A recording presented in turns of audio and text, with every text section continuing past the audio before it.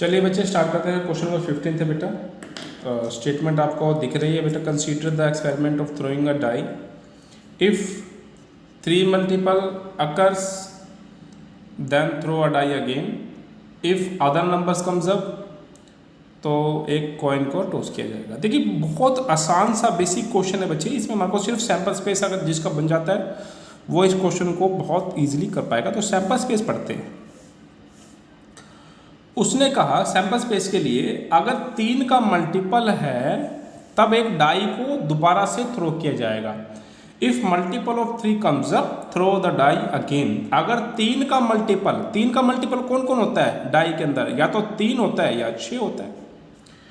या तो 3 होगा या 6 होगा, यही 3 के मल्टीपल है। अगर ये आता है तो कह रहा डाई को दोबारा फेंका जाएगा, दोबारा उछाला जाएगा। तो भाई दोबारा उछाला जाएगा तो 3 के साथ 1 भी हो सकता है, 3 के साथ 2, 3 के साथ 3, 3 के साथ 4, 3 के साथ 5 और 3 के साथ 6।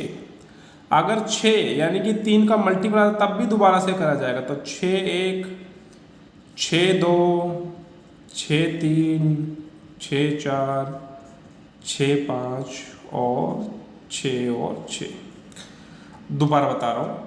अगर कहता है कि 3 का मल्टीपल आ रहा है तो डाई को दोबारा से थ्रो करो। 3 का मल्टीपल यानी कि 3 और 6। एक डाई के अंदर सिर्फ 3 के 2 ही मल्टीपल होते हैं बेटा, एक 3 वो खुद और दूसरा 6।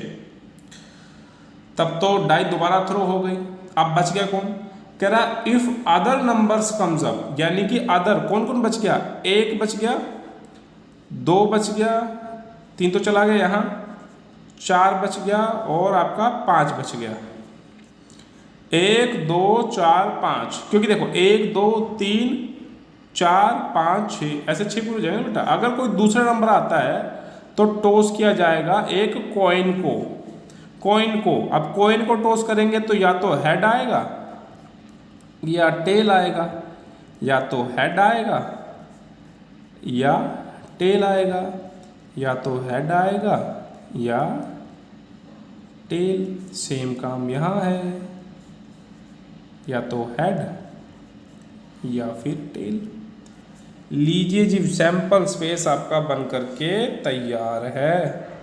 भाई सैंपल स्पेस का तो सारा रोना है। आगे बढ़ो। कह रहा है कि find the conditional probability that the coin shows tail. यानी कि जिसकी प्रोबेबिलिटी निकालनी होती है उसको ई मान लो, और वो क्या है कि कॉइन जो है वो शो कर रहा है टेल। तो देखो कि कहाँ कहाँ टेल आया, भाई एक तो यहाँ टेल आया 1 टेल, दूसरा यहाँ पे भी टेल आया 5 टेल, 2 के साथ भी टेल आया था और 4 के साथ भी टेल आया। फिर F मान लो। एटलीस्ट 1 डाई शो 3, कम से कम एक डाई शो करे 3। तो एटलीस्ट 1 डाई शो 3, कम से कम एक डाई पे तो 3 आना ही चाहिए। तो भाई पहली लाइन तो पूरी आ गई, क्योंकि इनमें कम से कम एक पोजीशन पे तो 3 है ही। समझ गए? दोनों पे भी हुआ तो चल जाएगा, जैसे दोनों पे है तो कोई दिक्कत नहीं, चल जाएगा। और कहाँ 3 है भाई? 6 के साथ भी 3 है, और कहीं 3 है नहीं, बस यही है। दोनों की इंटरसेक्शन में क्या है भाई? दोनों की इंटरसेक्शन में कुछ नहीं है, वो एक एम्प्टी है। इन दोनों में कुछ भी कॉमन नहीं आ रहा। इसका मतलब क्या है कि जो आपका P ऑफ E है वो कितना है? 1 2 3 4 अपॉन कितने भाई सैंपल स्पेस बंदे देखो 1 2 3 4 5 6 7 8 9 10 11 12 13 14 15 16 17 18 19 20, तो कुल है 20। P ऑफ F देखो कितना है? 1 2 3 4 5 6 7 और सैंपल स्पेस में कुल मेंबर है 20। इंटरसेक्शन में देखो कितना है? 1 भी नहीं है तो 0। हमें क्या निकालना है? हमें निकालना है P of E upon F। Formula क्या होता है? ऊपर तो आता है इंटरसेक्शन, नीचे वो आता है जो बाद में है। ऊपर इंटरसेक्शन यानी कि 0, नीचे कौन है P of F, P of F कितना है 7/20, तो 0/एनीथिंग 0, तो ये है अपना आंसर। तो ये है बेटा अपना रिक्वायर्ड सॉल्यूशन। इस तरीके से इस क्वेश्चन को करना था। उम्मीद में समझ में आ गया होगा बेटा।